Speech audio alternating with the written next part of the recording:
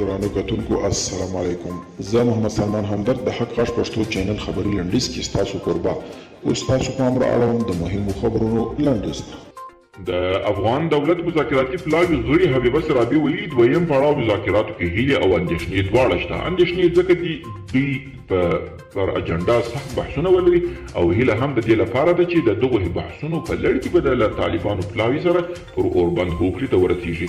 د امریکا د بهرنیو چارو وزیر مایک پامپیو ویلي چې ایران تقریبا هره ورځ امریکا ته ګواښونه کوي او آن ولسمشر ډونالډ ټرمپ ته هم د مرګ ګواښونه کوي. پامپیو ویلي دا خبره د ایراني چارواکو تر خولې لوی دي او باید له دې وروسته له خپلې خولې سره پام وکړي. طالبان وایي هدفي وژنې هغوی کوي چې د اسلامي نظام او سولې مخالف دي او د اشغال ته د تداوم ملاتړ کوي. ټویټر د ولسمشر ډونالډ ټرمپ صفحه د 12 ساعتونو لپاره تړلې او له هغه څخه یې د 2 ټویټونو بیرته لرې کولو غوښتنه کړې ده.